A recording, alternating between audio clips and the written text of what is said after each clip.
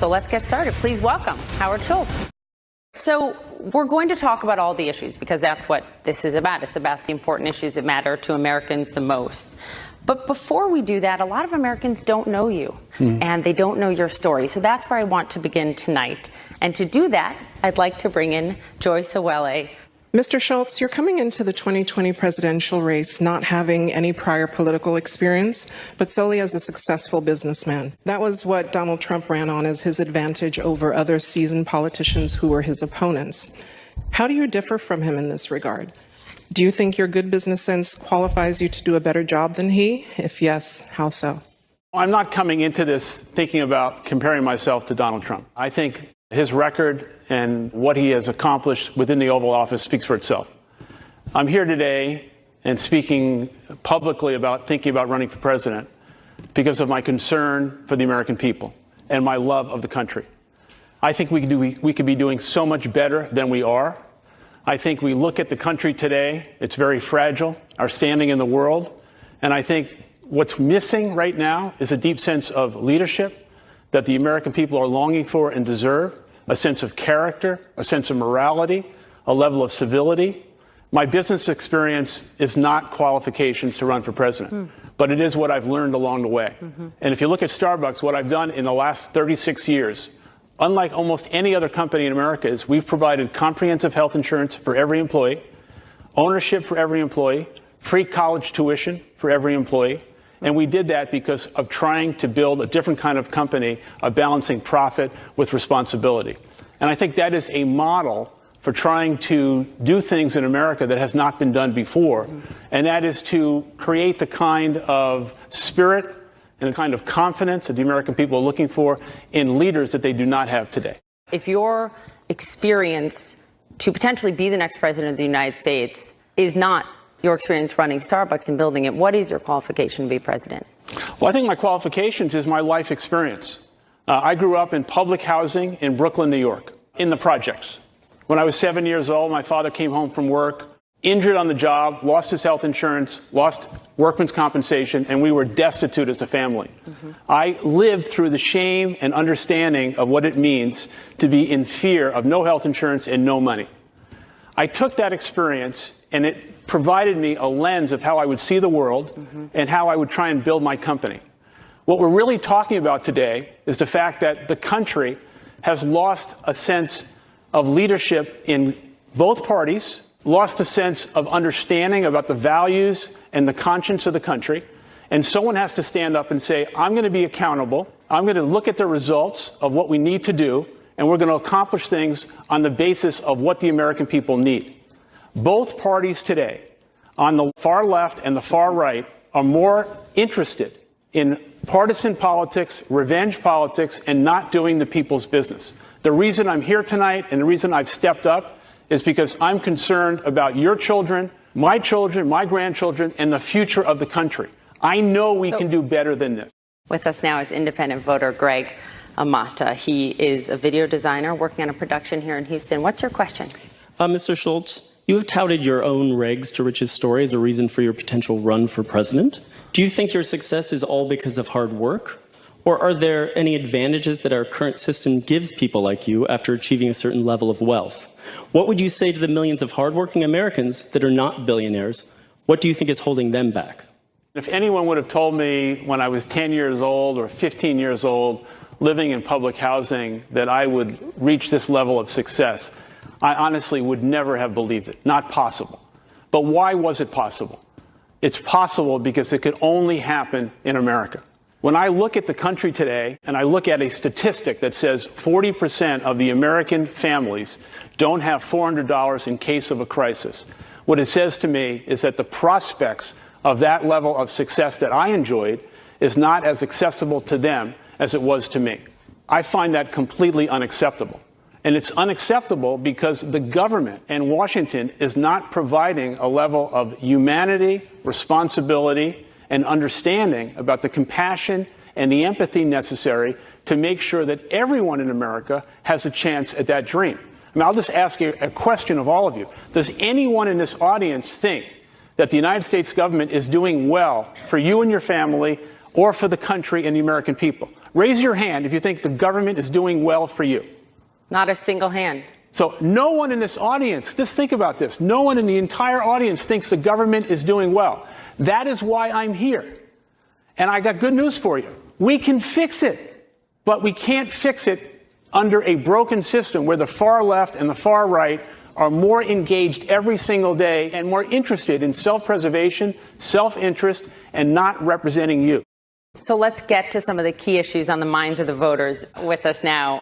Let's bring in Republican voter Victor Manjarrez. Yeah. He served more than 20 years in U.S. Border Patrol. Victor, what's your question tonight?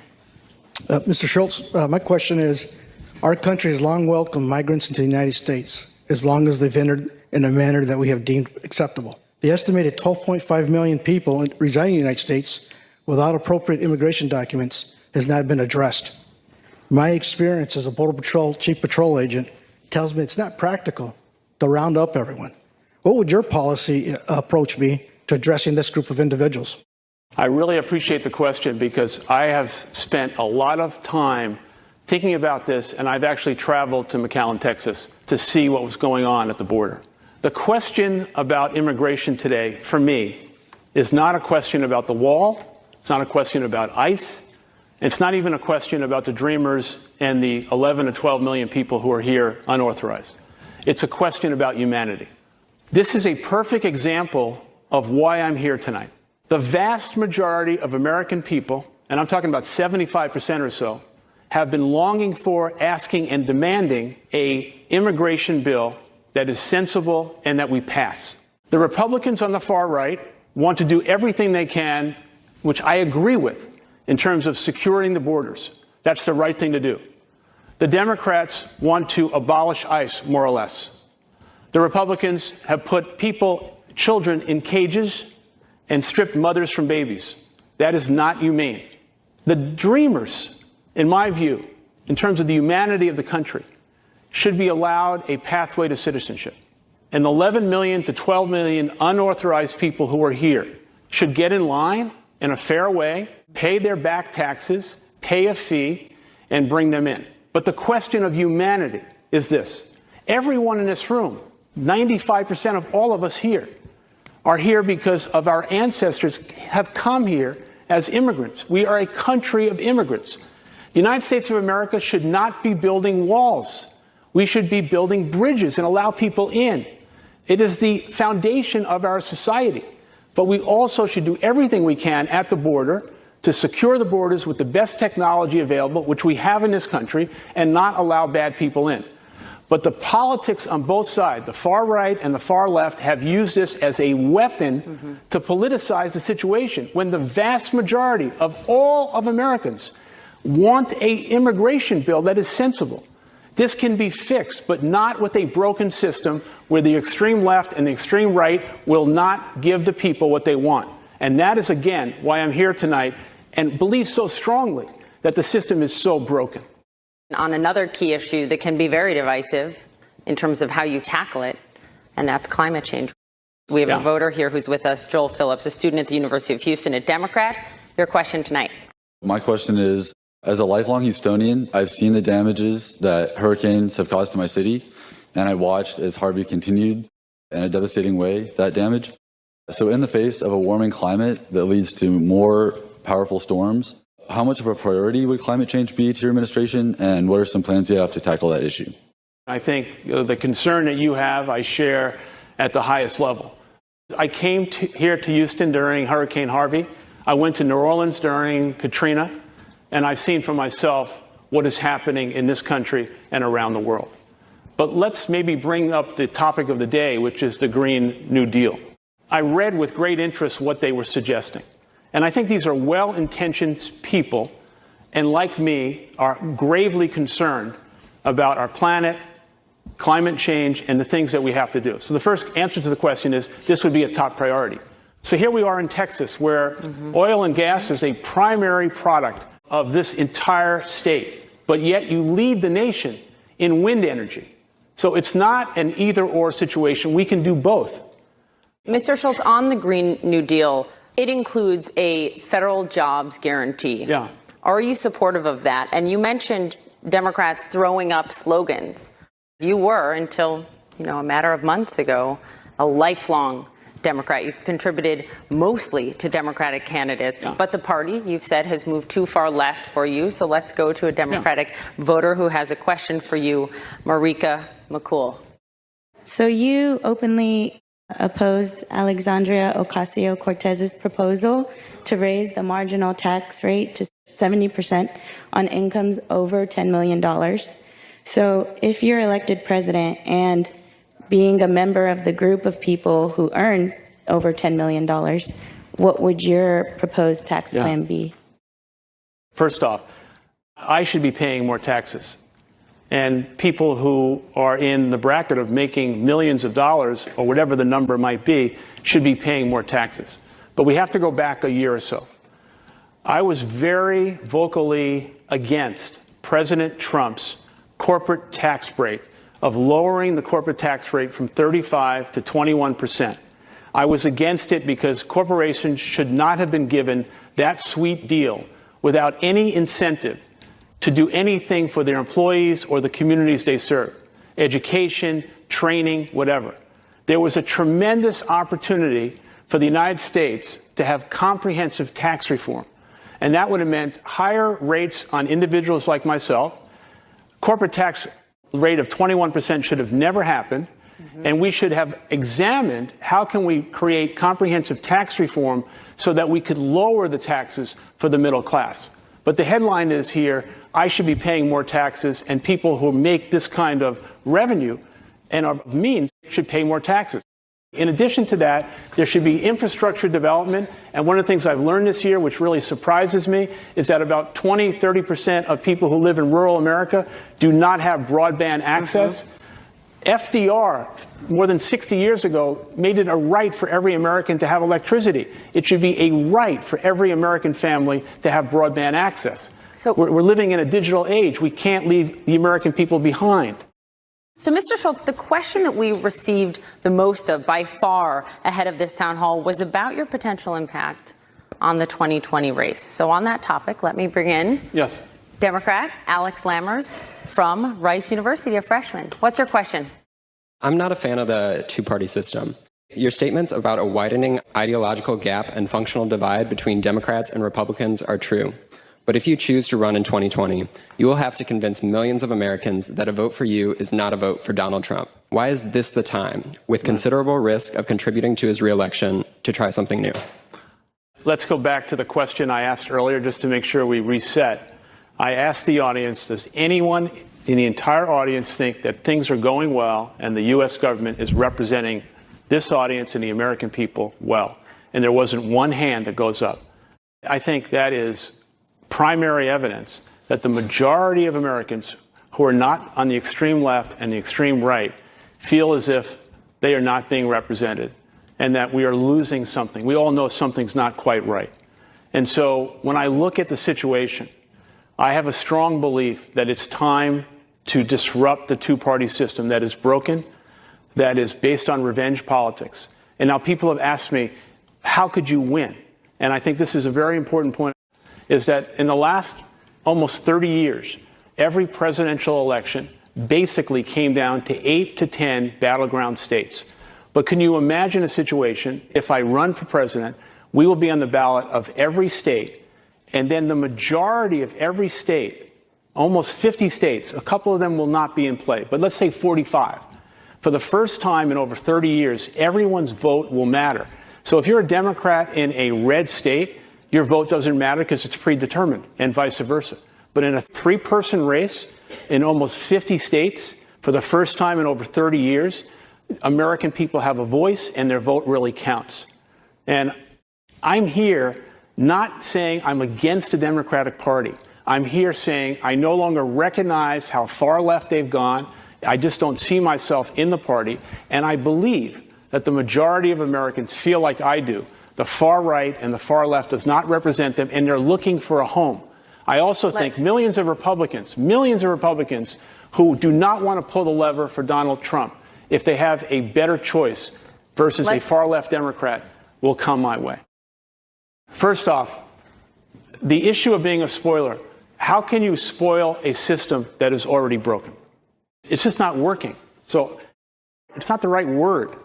Now, what I've said publicly, and I want to repeat, if the math doesn't tally up when I get to the next 3 or 4 months and I take my message out to the American people and I continue to talk this way about how concerned I am about the country and how much I think we can do so much better under a different process, if the numbers don't add up, I will not run for president because I will not do anything whatsoever to re-elect Donald Trump. But no one wants to see him fired more than me. It's a lot less about me than giving the American people a voice that they don't have. And what better expression of our democracy than giving the American people a better choice, a new choice? There's nothing in the Constitution, not one word, that says anything about parties.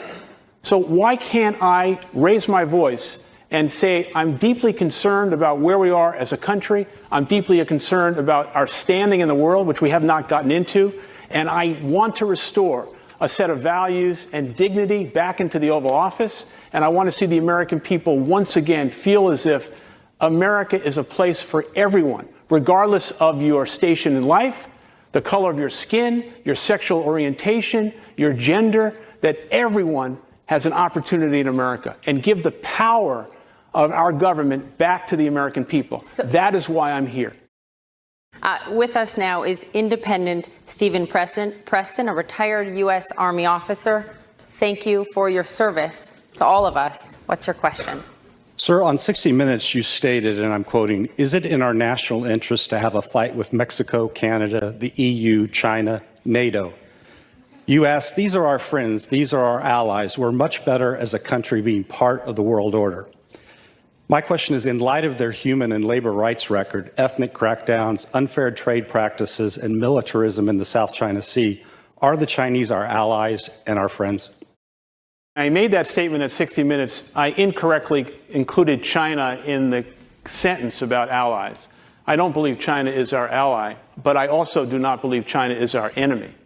What I do believe is that China is a fierce competitor of the United States. I also think there are areas that are in our national interest to cooperate with China. We need China's cooperation to help solve the problem of North Korea.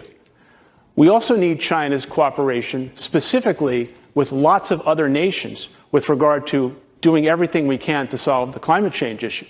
What's involved right now, though, in terms of the trade and the tariff war that President Trump has started, which I think is such a strategic mistake, is 3 things have happened.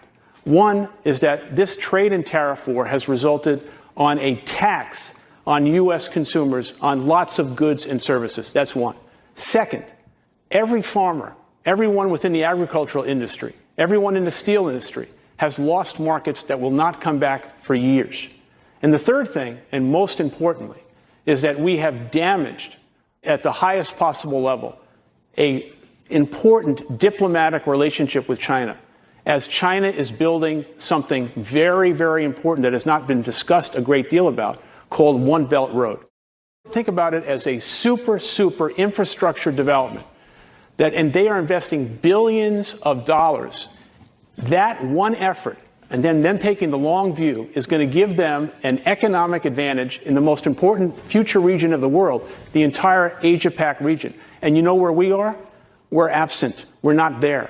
We're not talking to them about that. We're not participating. We're not a partner in TPP. We're not doing anything. We've removed ourselves. So what I said on 60 Minutes, which I repeat, is that this president, in less than 2 years, has fractured most relationships with not only every government, but every head of state. For what purpose? To what end? We have always been a country that has supported our allies. We've always been a country that has built trust and confidence with the rest of the world. The world needs America's leadership. The world needs America's values. And we have removed ourselves. If I run for president, one of the first things I would do is I would visit every world leader that this president has damaged in terms of our relationship and restore the trust and confidence in America. Because we need them to go forward to establish America's leadership economically and in the world order today. In the last 20 years, Starbucks has built almost 4,000 stores in China and done it in a very successful way by partnering with the Chinese government, by demonstrating to them American values. As an example, not only have we given health care to our employees in the U.S., we actually gave critical health care to the parents of our employees in China. The first company, not only Chinese company, first company ever to do anything like that, demonstrating America's values and the humanity of our company. What I've said publicly is that if I run for president, there will be no conflict of interest of anything that has to do with Starbucks, and certainly with regard to China. To follow up on that, Yeah. April Henshaw, a Democratic voter, has a question for us. Hi, basically, it's a little history lesson on Jimmy Carter. He set a great example by disclosing and surrendering his investments and business interests that might influence his legislative priorities, like his beloved peanut farm. Yeah. Trump has changed this precedent. Would you follow Carter or Trump's lead? I think that's the easiest question of the night. That is a question I don't even have to think about. The only thing that I would follow Donald Trump to do is when he made the statement before the government shut down that the buck stops with him. You remember he said that? And then 2 or 3 weeks later, he said, this is not my responsibility. The answer to the question is, President Carter had a great deal of integrity, a set of values. I would do everything I could to follow his lead with regard to transparency. If you become president, Mr. Schultz, will you sell all of your shares in Starbucks? I think people laugh, but you're seriously considering it. Yeah. You have a huge stake, over Yeah. $2 billion in Starbucks. The biggest market for Starbucks will soon be China. Yeah. And we have seen what has happened in this presidency. I think the best way to say that is that I will do nothing whatsoever to have any conflict of interest between my investments overall or my interest in the company that I love, because I will put the role and responsibility and the accountability for results first if I run for president and I'm fortunate enough to win. And that is a promise I make to the American people. There's multiple ways to do this, to set up a blind trust, to do lots of things to remove any conflict of interest. Go ahead. Let's get to our next question. It's an important one. It comes from a veteran, Nicole Baldwin. She's a U.S. Army combat veteran who served in Iraq and Afghanistan. Thank you for that. As a veteran, I have been very disappointed and displeased by both the professionalism and services of the VA healthcare system. We have many outdated hospitals run by non-veteran medical and mental health providers. What are your solutions for modernizing the VA healthcare system and giving veterans the opportunity to receive advanced medical and mental health care and state-of-the-art facilities that our veterans most desperately need and deserve? I have spent a great deal of time over the last few years engaged in learning as much as possible about the military, their role in the world, and the responsibility that the VA has. Just as a side note, Starbucks Coffee Company has hired almost 20,000 veterans and or spouses. We have built 50 Starbucks stores adjacent to military bases. And my wife and I have created an opportunity for 18 transitional training services on military bases. Just quick story, we were in a meeting and someone who was transitioning out said something I will never forget. And he said, I have more anxiety about going on a job interview than I do going back to Afghanistan. And when I heard that, I knew that we had to do something to solve this problem. So over 1 million extraordinary young men and women like yourself who have worn the cloth of the nation have come home and have had a tough time with transition. Specifically the VA. When I'm going to give you a number you're not going to believe. Does anyone in the audience know what the annual budget is for the VA? You will be shocked. The annual budget for the VA is $200 billion. $200 billion. And I asked you a question earlier about the United States government and the left and the right. Is there any more evidence that we need as a country that we are not the solemn promise to take care of our veterans when they take off the cloth of the nation? And we have a $200 billion agency that is not serving the men and women properly. Now, there are good people in the VA, but there is a level of bureaucracy that is just unbelievable. And now we want to turn over the entire healthcare industry to the U.S. government. I mean, let's be real about certain things. The U.S. government does some great things. VA isn't one of them. And let me just say, if I run for president and I'm fortunate enough to be elected president, I raise my hand right now and I tell you all, I am a business person that is results oriented. I've run a public company for 26 years. I raise my hand and I say, I will fix the VA and I will be personally accountable if I run for president and I'm fortunate enough to win. No one in decades has fixed the VA with an annual budget of $200 billion. It is criminal. Mr. Schultz, you have diagnosed a problem. It's a problem we all know exists, and it's a tragedy and a travesty. What would you do to fix it? Okay, what I would do to fix it, first off, is diagnose the problem. And diagnosing the problem is that we have layers and layers and layers of government bureaucracy. No one knows who's in charge. There's no transparency of records. Veterans are waiting weeks and months for prescription drugs. There's all kinds of problems.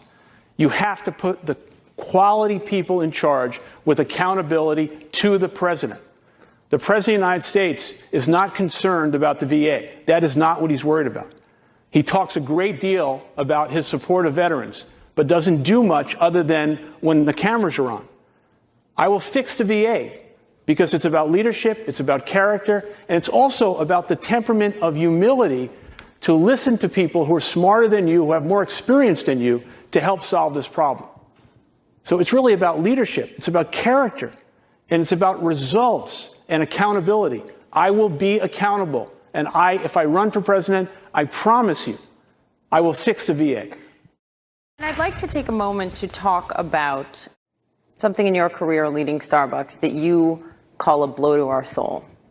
And that is the racial profiling and the arrest of 2 black men recently at a Philadelphia Starbucks. So on that point, Democratic voter Orgina Kinnear owns the Caffeine Coffee Cafe here in Houston.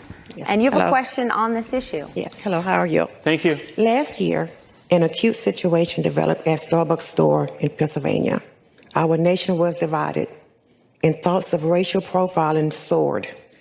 An unconscious bias training session was implemented, and many moved on. Do you believe the training was effective? And do you anticipate the voters taking their thoughts about this incident to the polls? I thank you so much for this question, because I think of all the things we can talk about tonight, injustice in America of any kind, especially racial injustice, which continues, is not something that we should be proud of and we need to resolve. The situation in Philadelphia that occurred, I don't know how many people know the exact story, and I'll try and be brief. 2 African-American gentlemen walked into the store. They asked to use the bathroom. They were asked to buy something. They didn't. Something happened verbally between them and the manager. The manager decided to call 911. The men were arrested, handcuffed. Thank God they didn't resist, and they were put in jail. And it created a tremendous problem for the company. We immediately went to Philadelphia. We met with the 2 gentlemen. We met with clergy. We met with the DA. But most importantly, we realized that we had a problem. And it's a problem that I think exists widely in this country. And it's something that I would characterize as unconscious bias that many of us have based on our own life experience. And as a result of that, we decided that we should close every store at Starbucks at great expense, not for a PR stunt, not for marketing, but to train 180,000 people. And then we got experts who could help us do it. Cheryl Eiffel from NAACP, Brian Stevenson, Common, Melody Hobson, a whole host of people who could help us with the curriculum. It was 4 hours of training, which is not something that's going to change people's view. And now we're training everyone that comes into Starbucks, because we hire almost 50,000 new people a year. The training is ongoing. The training is deeply a courageous act, because we're doing something that we've realized we fell short on, and we're admitting the fact that we have to get better at this. And I think this is in many ways a proxy for the country. We have to be able to have uncomfortable conversations. We have to talk to people who are different than ourselves. We have to embrace the diversity of the nation.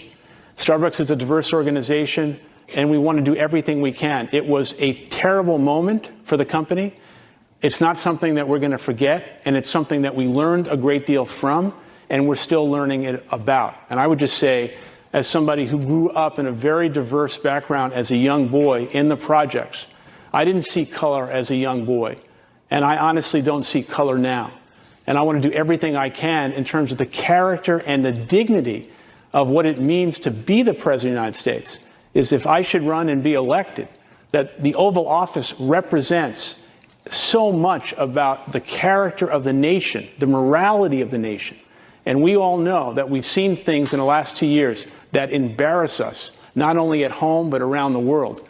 And we need to do everything to restore the humanity of the country. And the President of the United States has a large role to play in that because he sets the agenda on the morality of the nation. Regina, thank you very much for that important question. All right, so let's move on to healthcare. Let me bring in Republican Brielle Corvetti. She's a medical student at Baylor College of Medicine. What's your question tonight? Hello. So I'm wondering, what is your view on Medicare for all? More specifically, what is your plan to improve our healthcare system? I think this gives me another opportunity to talk about the extreme left and the extreme right. And so we have a healthcare crisis in the country on many levels, not the least of which is the opioid crisis. But the Republicans, for 10 years, 8 years during the Obama presidency and the last 2 years, have done everything possible to eradicate the Affordable Care Act. And they've done that without offering any plan. This is the far right. The far left is now suggesting Medicare for all. That is a $32 trillion number. And just like the issue I brought up before about making all the buildings in America energy free in terms of clean energy, does anyone here really understand that Medicare for all also means that you will lose the choice of your doctor and your private insurance company? Not many people know that. So that would disrupt the entire system, and it'll cost $32 trillion. So, Mr. Schultz, to that question, and because your question, Brielle, was about what's your plan, and many, I think, wonder, is it fair to criticize the left and the right? What is your plan to make sure that if it's not Medicare for all, what is your plan to make sure that every American can get quality, affordable health care? First and foremost, 3 principles. 1, I think everyone in America, every person deserves to have the right for affordable care. Every person. Second, there needs to be competition in the system. And what I mean by that is competition so that the American people can get access to prescription drugs at lower prices, because right now the government is not allowed under a federal law to negotiate with pharma.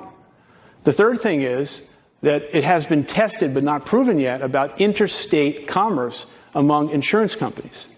But there's no doubt that, once again, the healthcare crisis has been with us for a long time. The other issue is I stand by the fact that I supported the Affordable Care Act. It covered 20 million people who did not have good insurance, but premiums have gone up double since the Affordable Care Act. So now we got to go back in and fix the Affordable Care Act and bring premiums down. Competition will do that. But the far right, remove. But how specifically? Because I think so many people here hear that, but they say that is what Congress has been trying to do or talking about doing You're wrong. For so long. Respectfully, it's not what Congress has been trying to do. What Congress has tried to do is, on the far right, eradicate the Affordable Care Act, and now on the far left, bring up Medicare for all, while prices have gone up. I mean, people are paying $300 for a vial for insulin that 10 years ago cost like less than $100, and the cost of it hasn't gone up. So this, you're going to. But lowering the price of prescription drugs doesn't solve the whole problem. It doesn't solve the whole problem, but do we understand the fact that the prescription drugs, again, I don't know how many people understand this. Prescription drugs in America are priced at price X, because we cannot negotiate with the drug companies. Those same drugs that are manufactured here are available in other countries at a lower price, because the drug companies and the insurance companies are spending $400 to $500 million a year in lobbying efforts in which both parties are complicit to maintain the status quo.